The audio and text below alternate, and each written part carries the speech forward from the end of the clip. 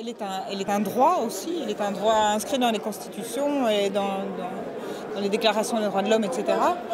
Donc voilà, il ne s'agit pas de l'amendier, il s'agit simplement de revendiquer un droit. Et donc aujourd'hui, c'est de rappeler ça, cette protection sociale qui existe, dont on a bénéficié, qu'on prend évidemment comme acquis, devoir de l'État, est aussi le droit du citoyen. Donc en grosse partie, c'est ça, et c'est de rappeler que aujourd'hui, où on menace justement de nous couper une série d'avantages de protection sociale et autres, dans d'autres pays, on réfléchit évidemment à des solutions pour la mettre en place. Et donc il faut se mobiliser comme citoyen aussi pour dire attention, là vraiment vous prenez des risques en matière de solidarité, en matière de filet social, et il est important de la préserver. Toutes les personnes doivent pouvoir avoir un filet de protection parce qu'aujourd'hui, on ne peut pas dire que ce sont les personnes qui sont en responsabilité de ne pas trouver de l'emploi, d'être malades, ou de se retrouver en train de frapper à la porte du CPAS et qu'elles sont directement responsables de cette situation. Ça n'est pas vrai. C'est pour ça qu'on a inventé la sécurité sociale. Et si nous nous battons pour ce système ici en Belgique, en même temps nous pouvons nous battre pour avoir le même type de protection sociale à l'étranger.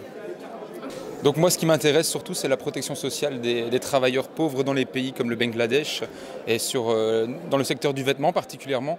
Moi, j'aimerais à l'avenir développer des filières d'achat de vêtements qui soient des vêtements durables et qui respectent les travailleurs de très loin et qui respectent aussi leur famille.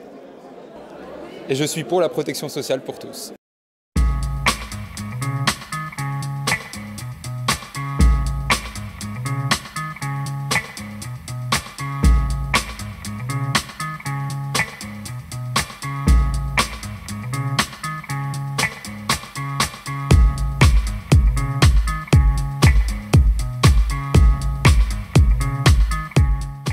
Wallonie-Bruxelles International, qui est en quelque sorte notre ministère des Affaires étrangères, a des programmes de coopération. Alors je prends quelques exemples. Au Burundi, dont on connaît la situation politique, on parle moins de la situation sociale, on est en train de construire des logiques de distribution coopérative ou participative en pharmacie. Dans le Bas-Congo, notamment avec les mutualités chrétiennes et socialistes, on est en train de mettre en œuvre des systèmes de mutualisation des soins de santé. Là-bas, c'est des principes inconnus.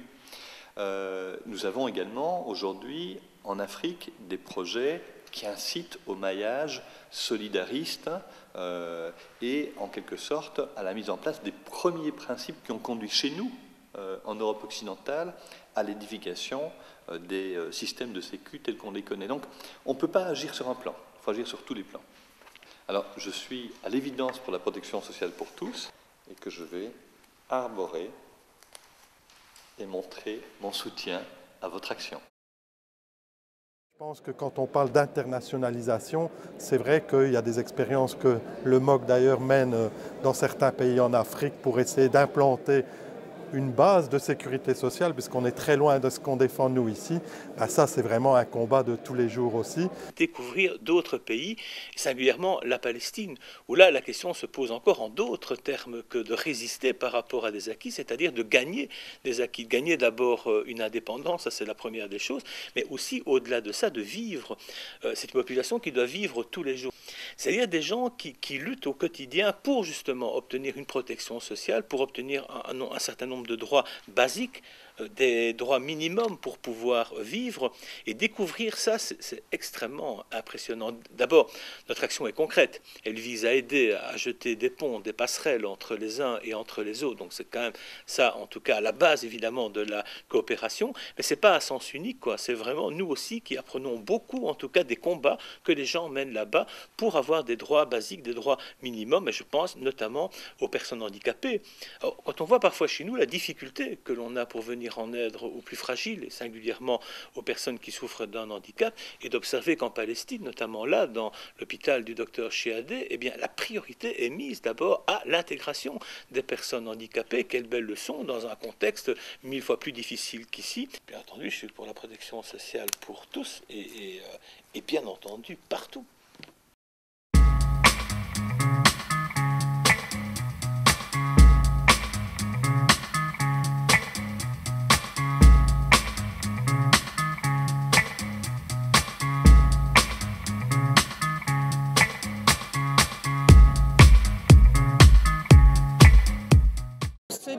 Protection sociale qu'on revendique, ou dont on revendique en tout cas le maintien chez nous, mais aussi la défense pour d'autres à l'étranger, c'est qu'elle est finançable. Souvent, une des idées préconçues, c'est que ça coûte extrêmement cher et qu'on n'en a pas les moyens.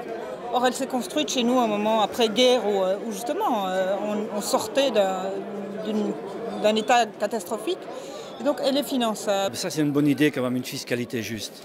Et alors que, bien sûr, l'ensemble des citoyens, relayés par un discours libéral qui massacre ce terme fiscalité et même l'impôt. L'impôt, ce n'est pas un sale mot. L'impôt, c'est un outil essentiel pour tout État, pour toute société qui veut organiser collectivement des solidarités et des services publics de qualité. Donc oui, vive l'impôt, mais attention, pas n'importe quel impôt. Un impôt justement bien perçu et justement bien redistribué. C'est l'essentiel de la sécurité sociale. Tout le monde contribue en fonction de ses moyens et on redistribue aussi à tout le monde, mais aussi en fonction de ses besoins et de ses situations spécifiques. Effectivement, mon Dieu, celui qui est contre, il n'est pas très malin. Parce que qui dit que demain, on ne va pas aller habiter dans un autre pays, même européen ou en Asie, en Amérique latine, et on pourrait effectivement bénéficier d'une bonne protection sociale comme nous avons en Belgique, même si des forces du mal essayent de la détricoter, voire de la supprimer.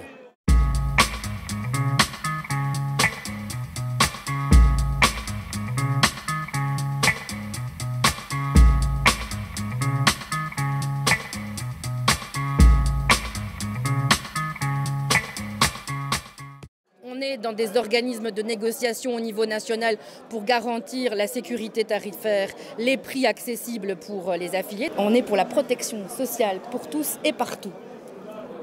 Les mouvements sociaux ils doivent être associés aux décisions politiques parce que ce sont les mouvements sociaux qui repèrent des enjeux, qui ont une analyse critique de comment les politiques ont un impact sur la vie des gens, comment les gens vivent finalement, comment ça se traduit dans les réalités de terrain. Les mouvements de femmes doivent être associés à la prise de décisions de politiques qui vont toucher les femmes.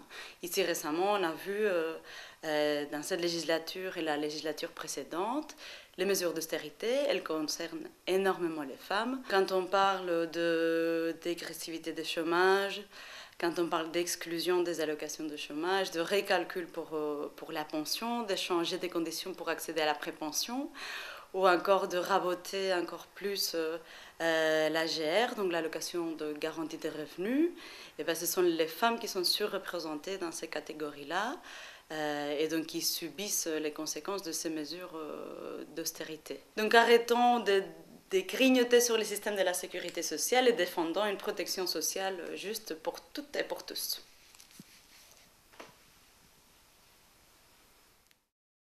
Et donc je pense vraiment que c'est essentiel de travailler à la protection sociale pour tous en associant justement les différents acteurs, que ce soit le monde de l'emploi, les syndicats, tout le monde est concerné. Je pense que le MOC a toute sa place aussi autour de la table pour cette réflexion. Bien sûr, je suis pour la protection sociale pour tous. Merci.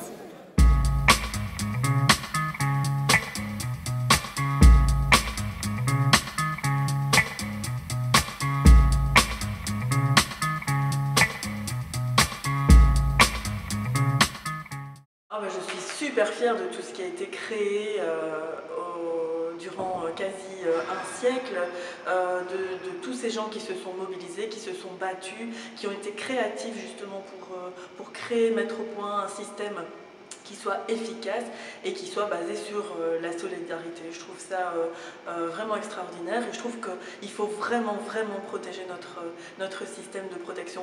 Et donc je suis fière, et je dis que je suis fière parce que je trouve que quand on est fier, on est dans une dynamique positive et on est prêt à se mobiliser pour la défendre à tout prix. La sécurité sociale est attaquée de toutes parts, et surtout par le gouvernement actuel, mais déjà par le précédent gouvernement. C'est à la fois les jeunes, avec les mesures, les allocations d'insertion qui sont pratiquement disparues parce qu'ils n'existent plus. C'est à la fois pour les personnes âgées, plus de mesures de fin de carrière, plus de possibilités de prendre sa pension à un âge où on a travaillé toute sa vie, parfois même 40 ou 45 ans, et même pour les travailleurs. Donc c'est un combat de tous les jours, tout le temps, et le plus important c'est la mobilisation. Ce sera qu'en se rassemblant, qu'en étant unis, en étant solidaires qu'on pourrait y arriver. On est dans un mouvement de droite et de plus en plus de droite. Et s'il n'y a pas un mouvement de la base des citoyens qui soit solidaire, mobilisateur pour tous ces enjeux actuels, on ne pourra pas s'en sortir. Et donc, c'est la sécurité sociale pour tous. C'est plus important que jamais.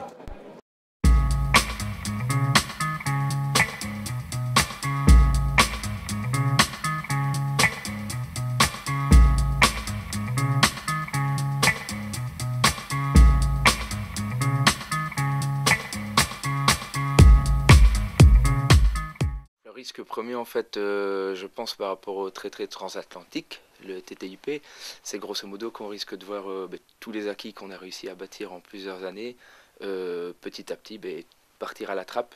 Tout ça pour des questions de compétitivité, des questions de rendement, etc. Et donc, au fur et à mesure du temps, faire un énorme pas en arrière. Vu que le TTIP fait qu'il va y avoir quelque part un nivellement par le bas pour s'adapter au marché américain, on voit très bien la protection sociale du côté des États-Unis, que c'est vraiment, ils sont pratiquement nulle part, donc le risque est vraiment qu'on se retrouve dans ce sens-là, avec tout un système privatisé pour lequel quelque chose qui est maintenant pour nous un droit et qui doit pour moi rester un droit, qui passe tout simplement à la trappe, tout ça pour du business.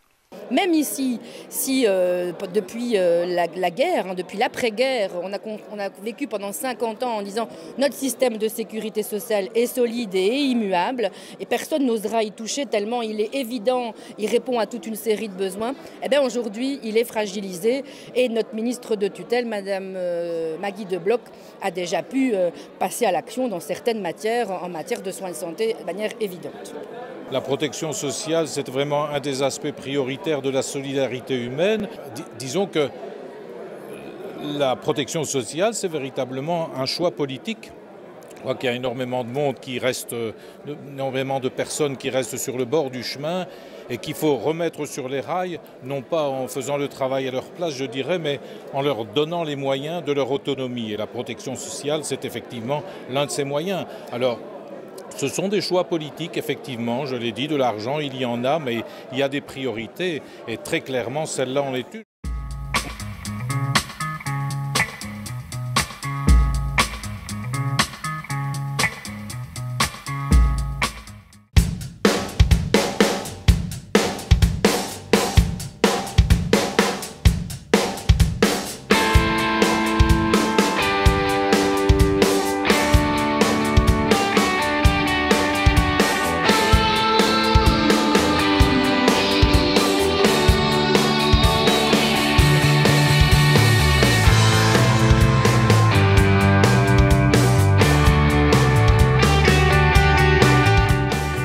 Je kiffe trop la protection sociale.